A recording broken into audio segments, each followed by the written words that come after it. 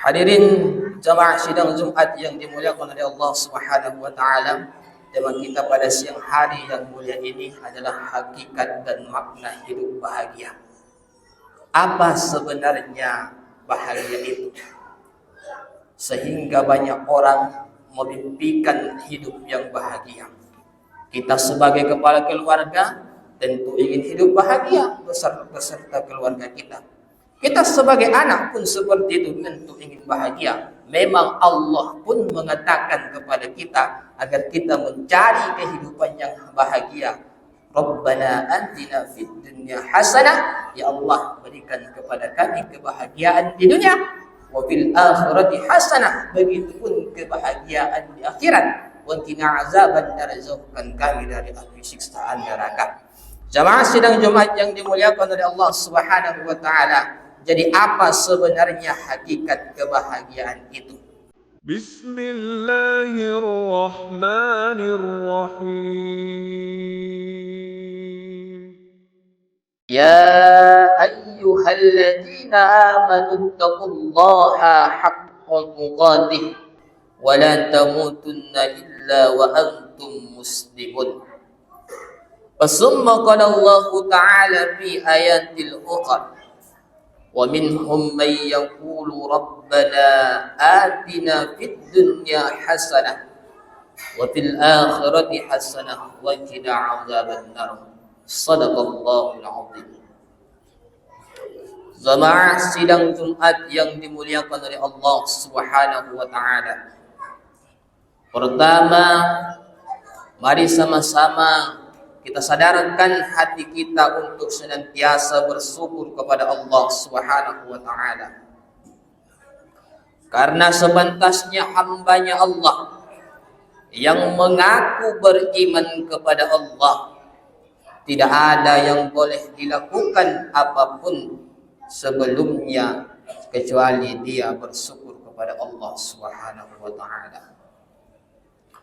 Maka Ibnu Taimiyah di dalam kitab Majmu'al Al-Fatawa mengatakan, untuk menjadi hamba yang bersyukur di sisi Allah, maka ada 3 syarat yang harus kita penuhi. Pertama, as-sukru biqaulih, bersyukur dengan ucapan, yaitu apapun yang keluar dari mulut kita adalah bukti rasa syukur kita kepada Allah Subhanahu wa taala. Bisa berupa zikir ataupun kalimat-kalimat thayyibah yang lainnya. Yang kedua, kata di dalam kitab Majmu'ul Al-Fatawa, as-sukru bi amali, bersyukur dengan perbuatan kita. Artinya semua yang kita kerjakan semata-mata mengharap ridha Allah Subhanahu wa taala. Dan yang ketiga adalah bersyukur biqalbih, dengan hatinya meyakini bahwasanya setiap yang datang kepadanya merupakan yang terbaik untuk dia menurut Allah Subhanahu wa taala. Orang yang seperti ini, la haula wala quwata illa billah, dia tak pernah merasa kuat, tak pernah merasa hebat, kecuali itu semua datang dari Allah Subhanahu wa taala. Maka banyak-banyak kita bersyukur kepada Allah, bisa dengan kalimat alhamdulillah, dibuktikan dengan perbuatan, dan kita yakini dengan hati kita. Berselawat kita kepada Rasulullah sallallahu alaihi wasallam dengan ucapan Allahumma salli ala sayyidina Muhammad wa ala alihi sayyidina Muhammad. Satu-satunya ibadah yang mendapatkan lisensi dijamin diterima oleh Allah itu cuma solawat. Salat belum tentu Allah menerima salat kita, karena terkadang ketika kita salat kita lalai, kita menghayal tak 100% pikiran kita kepada Allah. Zakat belum tentu Allah menerima zakat kita, karena terkadang di dalam zakat yang kita berikan ada rasa congkak, rasa bangga dengan zakat yang dikeluarkan. Tetapi ketika kita bersolawat, Allah jamin itu diterima, meskipun yang mengucapkannya adalah ahli maksiat. Kenapa? Satu-satunya ibadah yang Allah kerjakan kita pun mengerjakannya itu cuma salawat. Innallaha wa malaikatahu yusalluna 'alan nabi. Sesungguhnya Allah beserta para malaikat bersalawat kepada Nabi. Ya ayyuhallazina amanu sallu 'alaihi wa sallimu taslima. Hei engkau yang mengatakan dirimu beriman, percaya kepada Allah, percaya kepada Rasulullah dan semua ajaran Islam, maka bersalawatlah kepada Rasulullah dan berikan salam penghormatan. Allahumma salli ala Sayyidina Muhammad wa ala alihi Sayyidina Muhammad. Assalamu alayka ya Habibullah.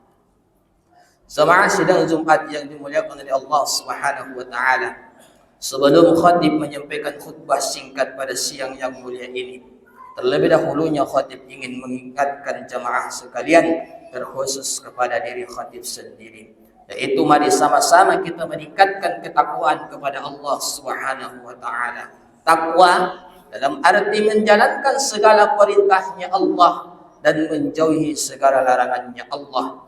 Takwa dalam arti semua aktivitas yang kita lakukan, mulai dari kita bangun tidur sampai kita tidur nanti, itu semua semata-mata hanya mengharap ridha Allah Subhanahu wa taala.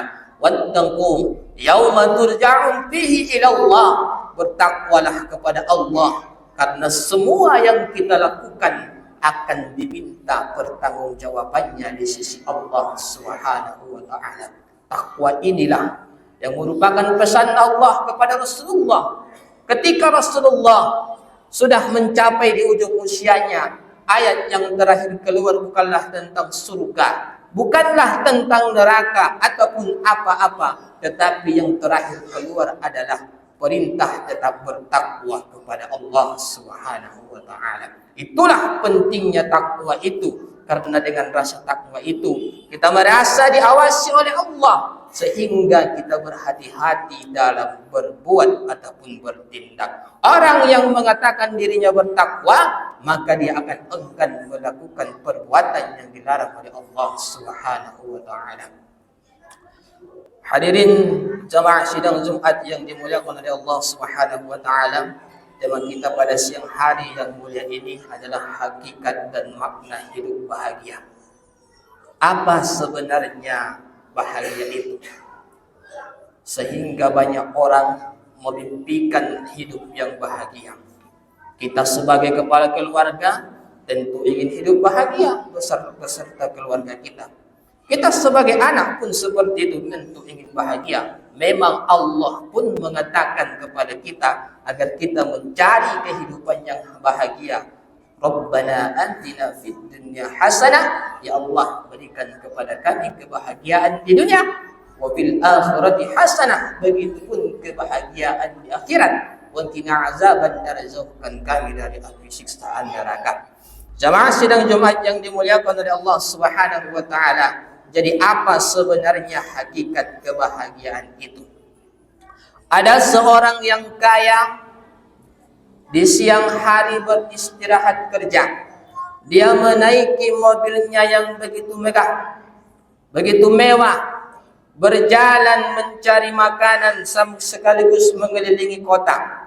Di tengah jalan dia melihat ke kanan ada sawah yang begitu luas. Di tengah sawah tersebut dia melihat ada seorang petani duduk di gubuk dan istrinya datang membawakan makanan. Apa kata seorang kaya tersebut? Bahagianya menjadi seorang petani. Di tengah perutnya yang lapar capek bekerja, istri dan anak datang membawakan makanan dan minuman. Lapar hilang, rindu pun sirna, haus pun hilang. Sedebes karena istri dan anak berada di samping dia. Bahagianya menjadi petani, katanya. Masa si petani tersebut tidak mengatakan seorang kaya itu bahagia? Sementara si petani itu mengatakan betapa bahagianya menjadi orang yang kaya. Dia dapat duduk di mobil yang begitu mewah, sementara saya hanya duduk di gubuk ini saja. Maka pada hakikatnya dua-duanya tidaklah bahagia. Jadi apa sebenarnya hakikat dan makna kebahagiaan itu? Ada seorang pelajar mengatakan betapa bahagianya kalau saya lulus S1. Setelah lulus S1 dia pula mengatakan akan lebih bahagia ketika saya lulus S2. Setelah lulus S2 dia mengatakan sungguh sangat bahagia ketika saya sudah menjadi dokter. Setelah menjadi dokter dia mengatakan susahnya dokter belum juga mendapatkan pekerjaan. Setelah mendapatkan pekerjaan dia pula mengatakan aku tak bahagia. Betapa bahagianya kalau sudah menikah. Setelah menikah, dia pula mengatakan, aku tak bahagia. Sebab orang selalu bertanya, sudah punya anak ataupun belum. Setelah punya anak, dia pula berkata, bagaimana cara membahagiakan anak. Begitulah sirkus kehidupan yang kita alami sampai sekarang ini. Tak pernah kita merasa diri kita bahagia.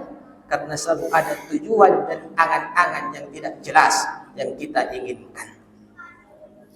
Maka kalau kita melihat di dalam kitab-kitab hakikat dan makna kebahagiaan itu jamaah, itulah sangat sederhana.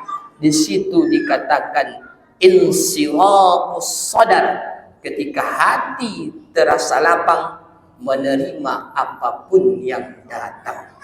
Kalaulah si petani tadi hatinya lapang, tentu dia bahagia. Kalaulah si orang kaya tadi hatinya lapang, tentu dia bahagia. Hati yang lapang itulah yang membuat Buya Hamka Haji Abdul Malik Karim Amrullah tersenyum di dalam penjara. Penanya berjalan, tapi pasti maka keluarlah tafsir Al-Azhar. Hati yang lapang itu juga yang membuat Syekh Qutb ketika menghadapi tiang gantungan divonis mati oleh Gamal Abdul Nasir, tetapi dia masih boleh tersenyum. Di sela-sela menghadapi tiang gantungan tersebut, dia masih bisa mengeluarkan tafsir fi zilalil Quran, hidup di dalam bayangan-bayangan Al-Quran. Apa kata Syekh Qutb di dalam muqaddimahnya? Al-hayatu fi zilalil Quran nikmat, hidup di dalam bayang-bayangan Al-Quran adalah nikmat. La ya'rifuha illa man zaqaha. Tidak ada yang boleh menceritakan kebahagiaan tersebut kecuali orang yang sudah merasakannya. Oleh karena itu, di tengah kegundahannya melawan ayah angkatnya bernama Fir'aun, dia meminta kepada Allah agar dilapangkan hatinya. Rabbis shrah li sadri. Oleh karena itu juga, di tengah meskipun matanya berdarah, giginya patah, kakinya berdarah, tetapi dia masih boleh tersenyum karena Allah sudah melapangkan hatinya. Apa kata Allah untuk dia? Alam nashrah laka sadar. Itu beda Nabi Musa dengan Nabi Muhammad. Nabi Musa meminta, Rabbis shrah li sadari wa yassir li amri wahlul 'uqdatam min lisani yafqahu qawli. Sedangkan Nabi Muhammad belum meminta, Allah sudah melapangkan hatinya. Apa kata Allah? Alam nasrah laka sadrah wa wada'na anka bizra allazi anqadha dhahra wa rafa'na laka dzikrah. Ketika engkau di dalam keadaan susah, dua kali Allah mengatakan fa inna ma'al usri yusra, inna ma'al usri yusra. Oleh karena itu jamaah yang dimuliakan oleh Allah Subhanahu wa taala, kita harus tetap menjaga hati kita, karena sejatinya kebahagiaan itu tak muncul dari pikiran kita, kebahagiaan itu muncul dari hati kita. Harta yang kecil bisa menjadi membuat kita bahagia ketika kita tersenyum dan memenuhi rasa syukur kepada Allah Subhanahu wa taala. Maka mari sama-sama kita jaga hati kita. Kata Allah Subhanahu wa taala, 86 kali Allah mengatakan di dalam Al-Quran, satu-satunya cara menjaga hati agar tetap dilapangkan oleh Allah Subhanahu wa taala adalah dengan berzikir mengingat Allah Subhanahu wa taala. Ala bizikrillah tatma'innul qulub. Dengan banyak berzikir mengingat Allah, maka Allah akan melapangkan hatinya. Setelah kita mengingat Allah, maka tumbuhkan rasa syukur yang besar kepada Allah. menumbuhkan rasa syukur ini memang yang paling susah wahai jamaah. Tetapi ketika kita menjadi hamba yang bersyukur, harta yang kecil itu terasa cukup, harta yang banyak itu juga terasa cukup. Tidak ada yang merasa kurang di dalam kehidupan. Itulah konsep syukur yang sebenarnya. Jamaah sidang Jumat yang dimuliakan oleh Allah Subhanahu wa taala. Maka pertama kali yang harus kita tanamkan di dalam hati kita sebelum tadi ke zikir, sebelum tadi ke syukur adalah iman. Banyak orang mengatakan beriman kepada Allah, tetapi dia tidak menerima yang Allah berikan kepada dia. Ya Allah, kenapa saya harus mendapatkan yang sedikit ini? Kenapa hidup saya seperti ini? Kenapa masalah datang silih berganti? Padahal dia mengatakan beriman kepada Allah, seolah-olah dia dalam perbuatan tak menyatakan iman tersebut. Jadi yang pertama kali kita tanamkan di dalam diri adalah iman kepada Allah. Artinya percaya dengan semua ketentuan-ketentuan yang Allah berikan kepadanya. Apa arti iman wahai Ustaz? Iman adalah yakin dengan hati, diucapkan dengan kalimat, dibuktikan dengan perbuatan. Masalahnya ketika dalam berbuat kita sering kehilangan keimanan kepada Allah. Dia melakukan segala cara agar mendapatkan hidup yang bahagia. Tak pernah dia berpikir halal haramnya harta itu. Yang penting hasrat hawa nafsunya terpenuhi. Bahkan terkadang dia beramal kepada Allah bukan karena Allah, semata-mata ingin dilihat oleh orang, ingin dipuji oleh saudaranya, ingin dipuji ataupun ingin dihormati oleh masyarakat. Maka sesungguhnya orang yang seperti ini bisa kita katakan telah melakukan syirik kecil. Itu sudah rusak keimanannya. Maka harus sinkron, apa yang kita yakini di dalam hati harus sesuai dengan yang kita lakukan dalam kehidupan kita. Jadi sebelum kita masuk kepada zikir tadi, perlu kita menanamkan keimanan ini dalam diri kita. Orang yang beriman tentu akan dilapangkan hatinya oleh Allah Subhanahu wa taala. Wa'tabiru ya ulil absar la'allakum turhamun.